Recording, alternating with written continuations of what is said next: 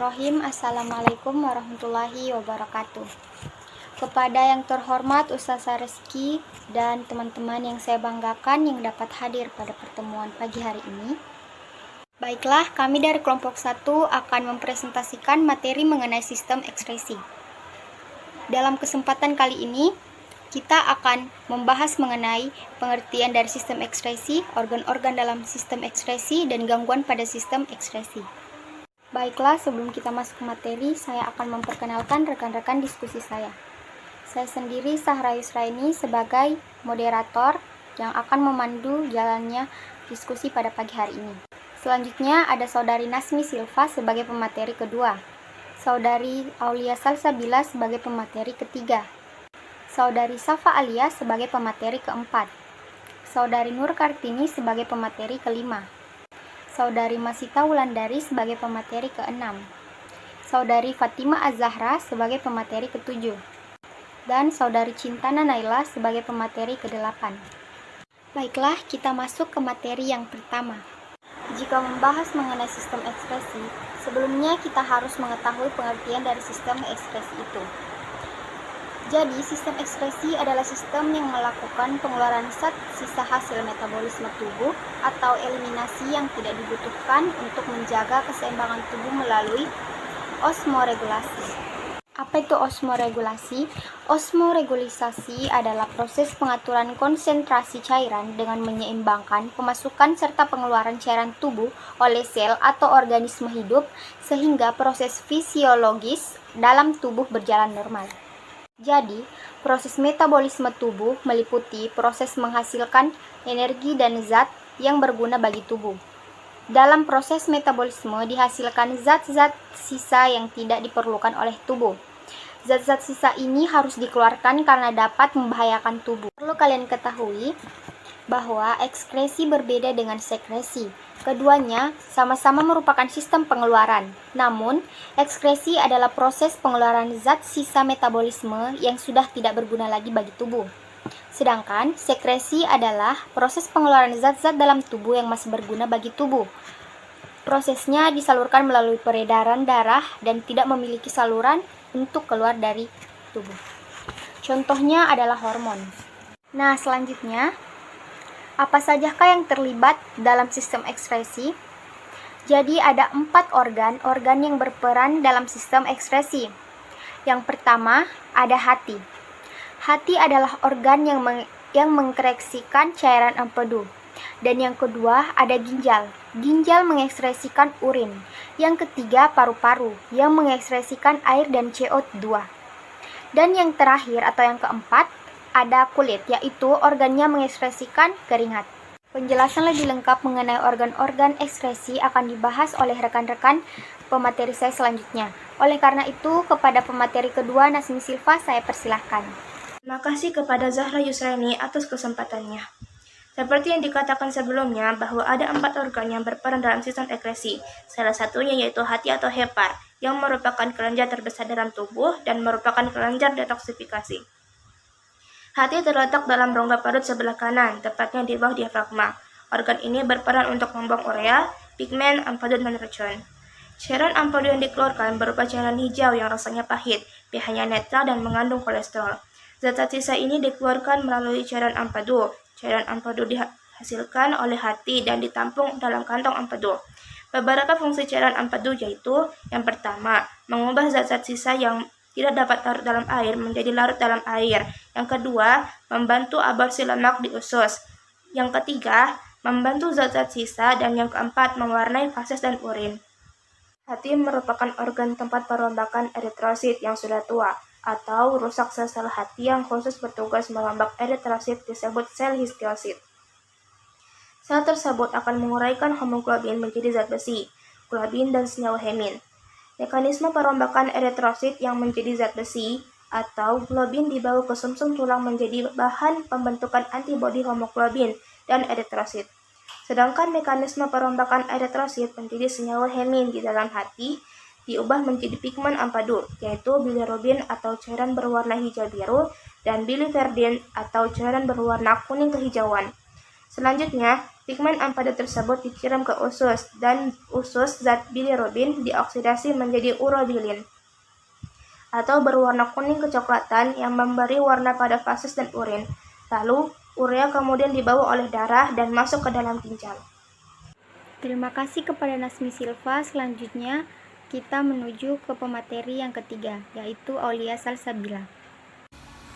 Terima kasih kepada moderator atas kesempatannya. Baik, saya akan melanjutkan penjelasan dari saudari Nasmi Silva. Di sini dapat kita lihat bahwa ini merupakan gambar lebih jelas mengenai letak hati.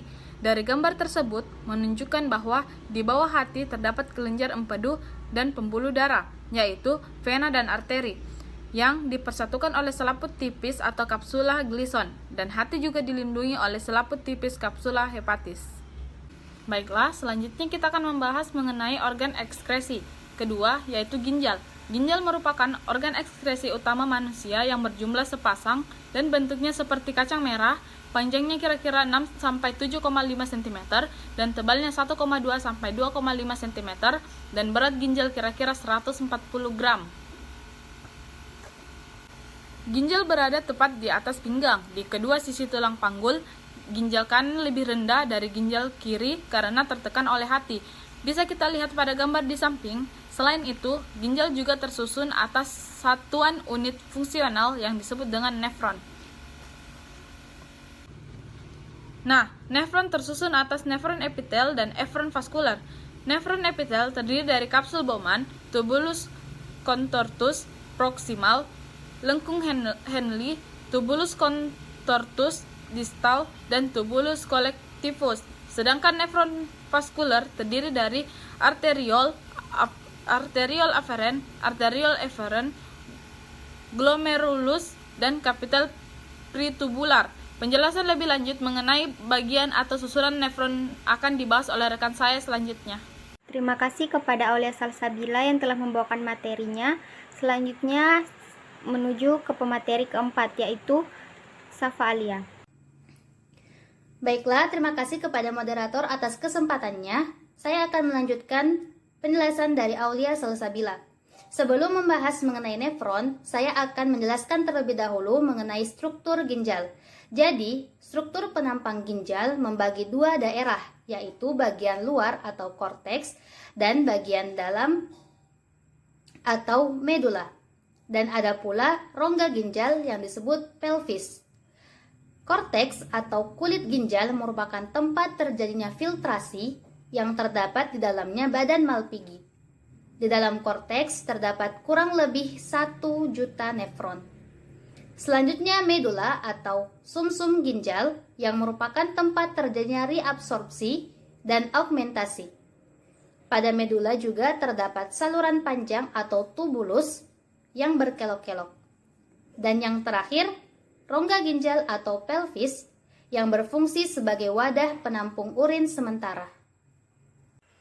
Baiklah, selanjutnya kita akan membahas mengenai bagian-bagian nefron. Jadi, setiap nefron tersusun atas badan Malpighi dan saluran panjang atau tubulus.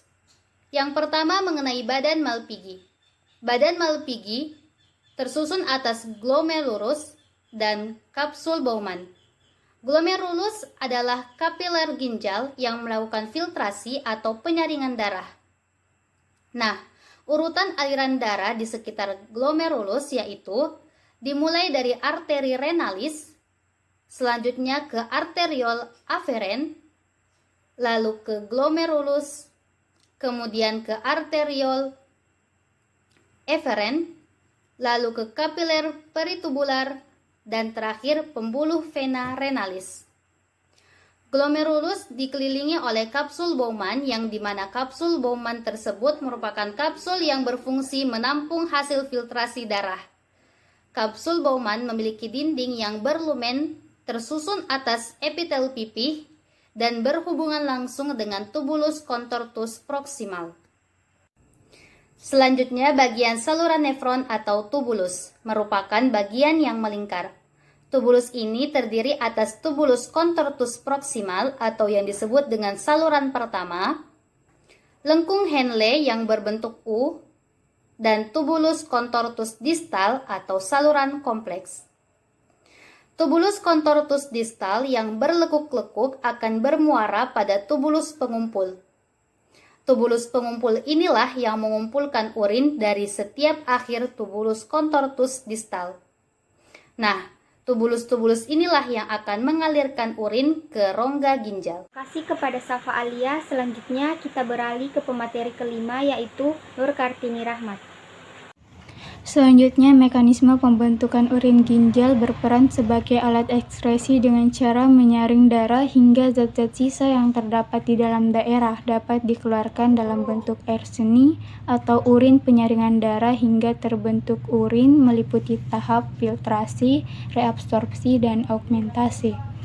Darah yang banyak mengandung zat sisa metabolisme masuk ke dalam ginjal melalui pembuluh arteri ginjal atau arteri renalis. Selanjutnya, cairan tubuh keluar dari pembuluh arteri dan masuk ke dalam badan Malpighi. Plasma darah dan zat yang terlarut di dalamnya disaring oleh glomerulus di dalam badan Malpighi. Hasil saringan atau filtrasi glomerulus dan kapsul Bowman disebut urin primer. Nah, dalam urin primer masih terdapat air, glukosa, asam amino, dan garam mineral.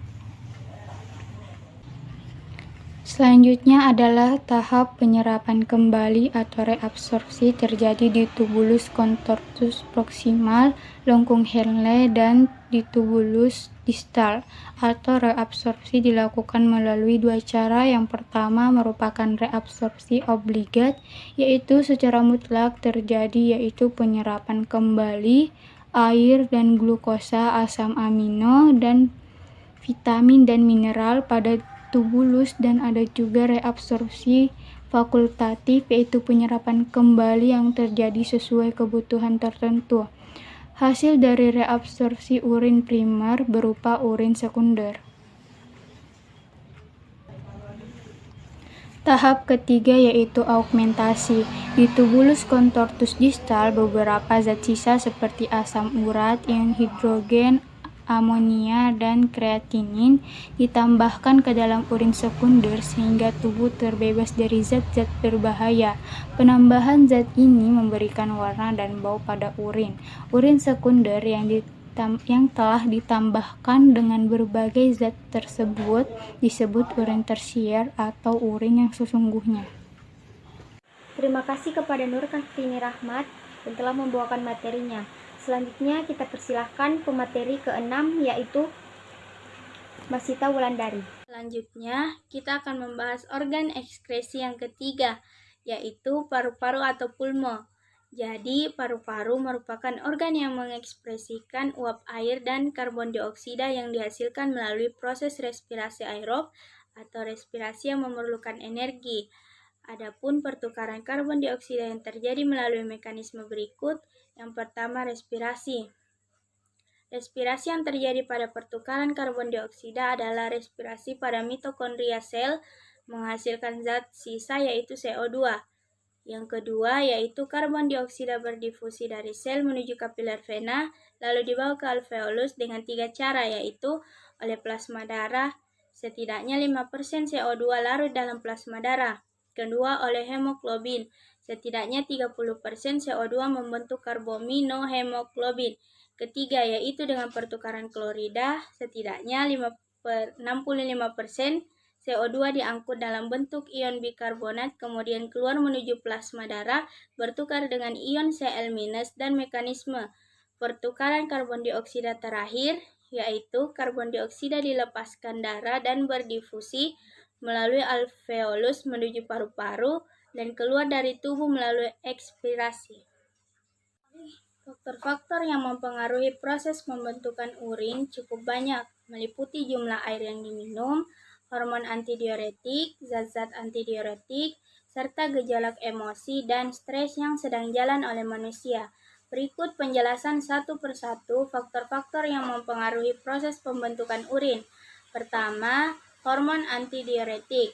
Hormon antidiuretik dalam proses pembentukan urin dihasilkan oleh kelenjar hipofisis bagian belakang. Hormon ini berfungsi sebagai alat penyerapan darah yang nantinya akan disekresikan ke ginjal. Kedua, jumlah air yang diminum. Jumlah air yang diminum sudah tentu mempengaruhi proses pembentukan urin, karena apabila semakin banyak air yang diminum, maka semakin banyak pula hormon antidiuretik akan terhambat. Hal inilah yang akhirnya menyebabkan proses reabsorpsi terhambat yang akhirnya menimbulkan jumlah urin yang ada bertambah. Ketiga, zat-zat diuretik. Minuman kopi beserta susu bersifat menghambat proses reabsorpsi ion Na+ yang menyebabkan hormon antidiuretik akan berkurang dan membuat volume urin meningkat. Keempat, gejolak emosi dan stres. Apabila seseorang sedang mengalami emosi dan stres, tekanan darahnya akan bertambah lebih cepat sehingga semakin banyak daerah yang menuju ke ginjal. Kemudian, kandung kemih pun akan bereaksi yang pada akhirnya membuat orang tersebut ingin buang air kecil.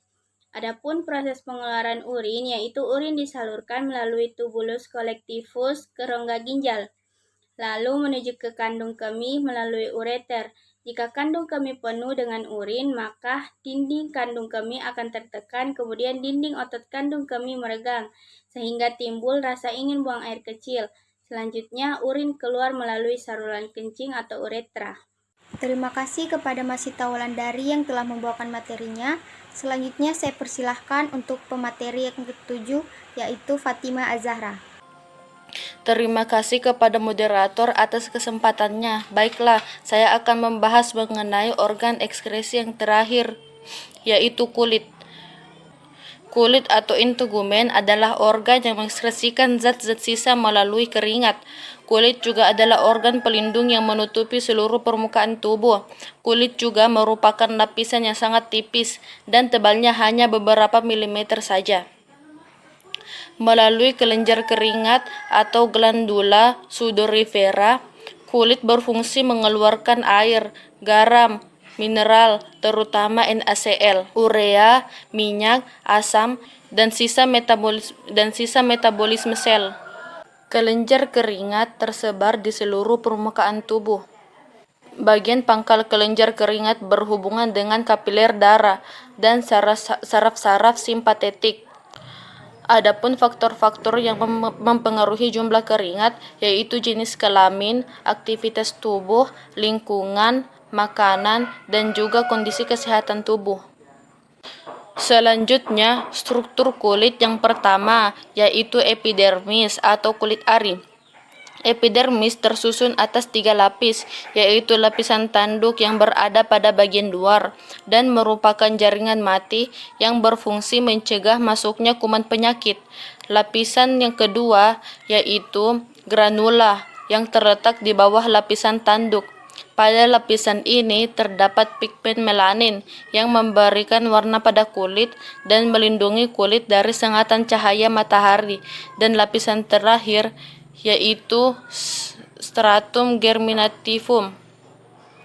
Struktur kedua yaitu dermis atau kulit jangat merupakan jaringan ikat yang di dalamnya terdapat kapiler darah, sel, reseptor kulit, kelenjar keringat, kelenjar minyak, dan akar rambut. Struktur ketiga yaitu hipodermis atau lapisan subkutan. Pada jaringan bawah kulit terdapat jaringan lemak yang berfungsi untuk menyimpan lemak sebagai cadangan makanan dan menjaga suhu tubuh agar tetap hangat. Struktur keempat yaitu pori-pori. Yang kelima yaitu kapiler darah. Yang keenam kelenjar keringat atau glandula sudorifera yang berupa pipa terpilin yang menghasilkan keringat. Selanjutnya, kelenjar minyak atau glandula sebakea yang terletak dekat akar rambut yang memberi minyak kepada rambut.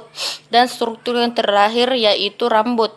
Selain berfungsi sebagai alat ekskresi kulit yang berfungsi sebagai pelindung tubuh, sebagai indera peraba, pengatur suhu tubuh, pengeluaran air tubuh, dan tempat menyimpan cadangan lemak. Terima kasih kepada Fatima Az-Zahra yang telah membawakan materinya. Selanjutnya kita ke pemateri terakhir yaitu Cintana Naila. Terima kasih kepada moderator atas kesempatannya. Baiklah, saya akan melanjutkan materi yang dibawakan oleh Saudari Fatimah Az-Zahra mengenai organ ekskresi, yaitu kulit. Saya akan menjelaskan mengenai proses pengeluaran keringat. Proses pengeluaran keringat diatur oleh pusat pengatur suhu di dalam otak, yaitu hipotalamus. Hipotalamus menghasilkan enzim bradikinin yang memengaruhi kegiatan kelenjar keringat. Jika pusat pengatur suhu mendapat rangsangan, misalnya berupa perubahan suhu pada pembuluh darah, maka rangsangan tersebut akan diteruskan oleh saraf simpatetik ke kelenjaran keringat. Selanjutnya, kelenjar keringat menyerap air garam dan sedikit urea dari kapiler darah lalu mengirimnya ke permukaan kulit dalam bentuk keringat. Keringat tersebut menguap dan menyerap panas sehingga suhu tubuh kembali normal. Selanjutnya, mekanisme produksi keringat. Jadi, mekanisme produksi keringat terjadi pada kenaikan suhu tubuh dan penurunan suhu tubuh. Pada kenaikan suhu tubuh menyebabkan meningkatnya suhu udara, lalu tumbuh menormalkan suhu tubuh dengan pelebaran kapiler darah di sekitar kulit.